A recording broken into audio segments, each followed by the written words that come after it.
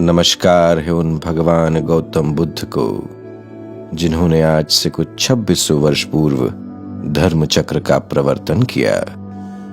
सार्वजनीन सार्वकालिक धर्म का न सिर्फ सैद्धांतिक पक्ष ही रखा, उस पर चलने, उसे धारण करने का मार्ग यानी विपश्यना साधना भी सिखाई।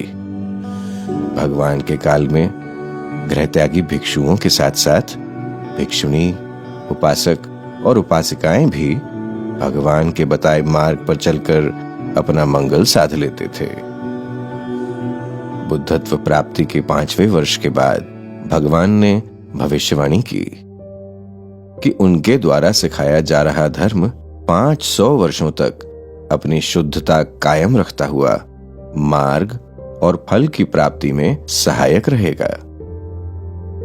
इसका विवरण हमें विनय पिटक के चूड़वग्ग में मिलता है। अट्ठ कथाओं में आचार्य बुद्ध घोष समझाते हैं कि इस कथन के साथ ही भगवान ने अपने शासन काल की आयु 5000 वर्ष की बता दी। इसका मतलब है कि भगवान बुद्ध की शिक्षा से 5000 वर्षों तक लोग लाभ प्राप्त करते रहेंगे और संसार में कहीं न कहीं कोई न कोई मार्ग व फल की प्राप्ति अवश्य करेगा।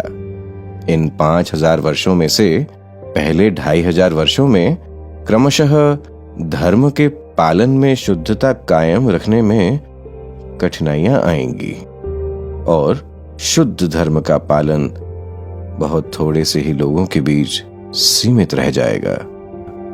पहले 2500 वर्षों के बीतने पर एक बार फिर शुद्ध धर्म की गंगा वेग से प्रवाहित होने लगेगी और अनेकों लोगों को अपने चित्त को निर्मल करने की इस साधना विधि एक बार फिर मिल जाएगी।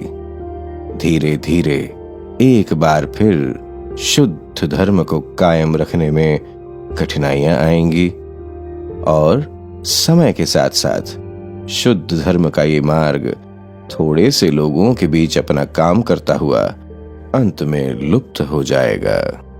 और फिर आगे कब कोई सम्यक संबुद्ध आएंगे और इस मार्ग को फिर खोज निकालेंगे, ये कहा नहीं जा सकता। बुद्धोपादो दुर्लभो लोकस्मिन्, दुर्लभो दुर्लभो दुर्लभो मनुष्य भावो दुर्लभो, दुर्लभं सद्धम्म सवनं,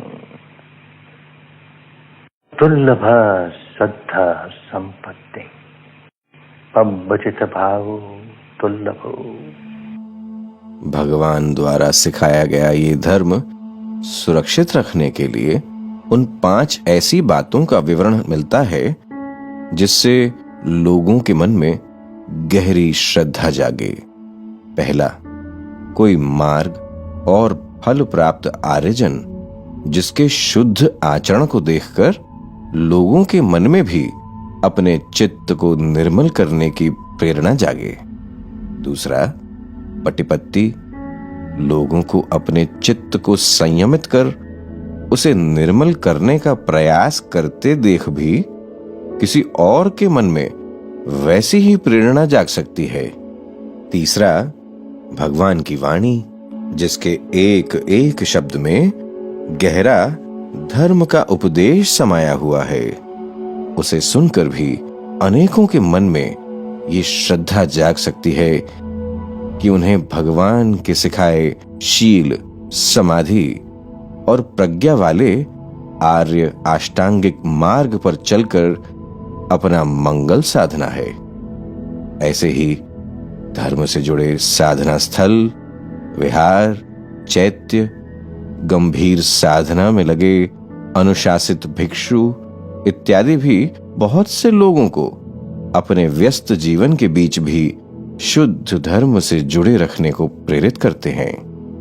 और अंत में 5वां, भगवान बुद्ध की शरीर धातु जो ये एहसास दिलाती है कि भगवान एक ऐतिहासिक महापुरुष थे।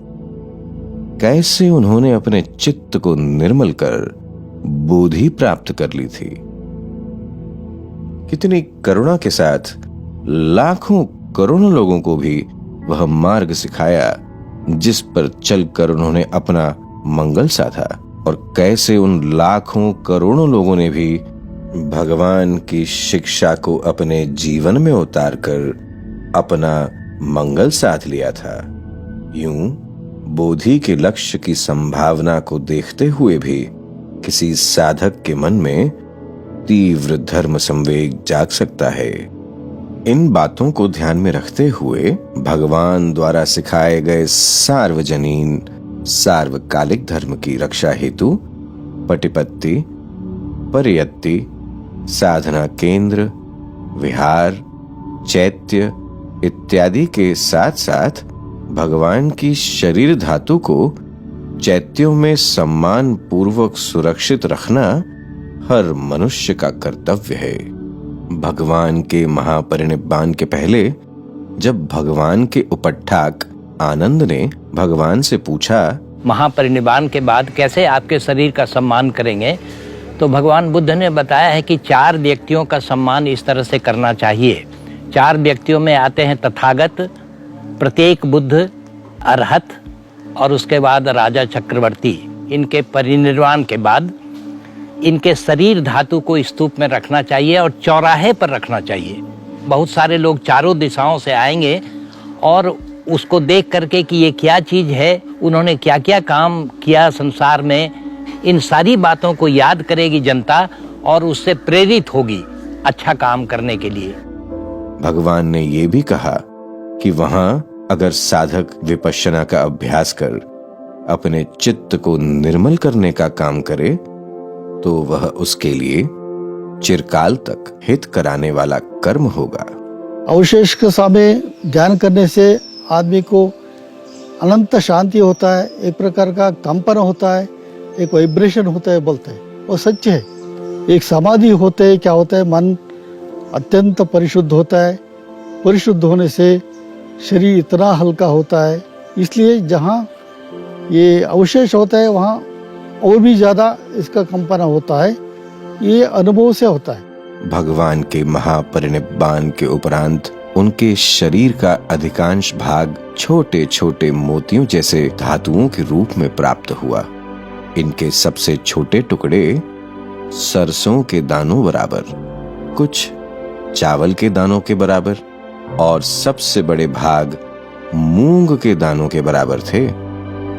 इनके अतिरिक्त 4 दांत, 2 हंसुली की हड्डियां और शीश की 1 हड्डी, इनको मिलाकर 7 शरीर धातु अपने मूल रूप में ही प्राप्त हुई थीं। 8 कथाओं में मिला ये विवरण तथ्य के रूप में पुरातत्व विभाग द्वारा अशोककालीन चैत्यों की खुदाई में मिली बुद्ध धातु से भी प्रमाणित होता है।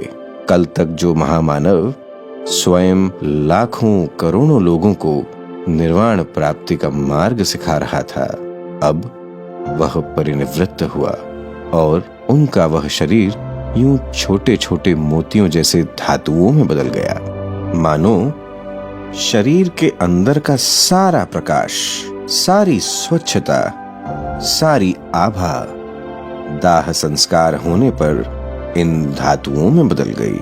कोई अचरज की बात नहीं है, वैज्ञानिक सी बात है जो हर विपश्ची साधक अपने अनुभव से जानता है।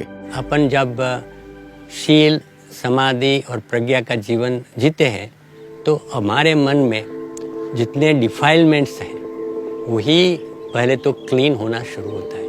मन जब विशुद्ध होता है तो अपने आप शरीर भी विशुद्ध होने लगता है। माइंड और मैटर आर इंटर रिलेटेड। जैसे जैसे मन शुद्ध होता है ऐसे ऐसे अपना शरीर भी शुद्ध होता है। तो मन का प्रभाव शरीर पर पड़ता है और इसका एक गुण है कि जो ये भगवान के रिलिक्स है, धातु है, वो फिर इसी प्रकार का बदलाव आता है। ऐसी मान्यता चली आई है। जब कोई सम्यक संबुद्ध अनेक जन्मों से तपता हुआ इस जीवन में बोधि प्राप्त कर 45 वर्षों तक हमेशा मैत्री, करुणा, मुदिता और उपेक्षा के भाव में रहे तो उनके शरीर का स्वभाव भी वैसे ही अतिशुद्ध होगा।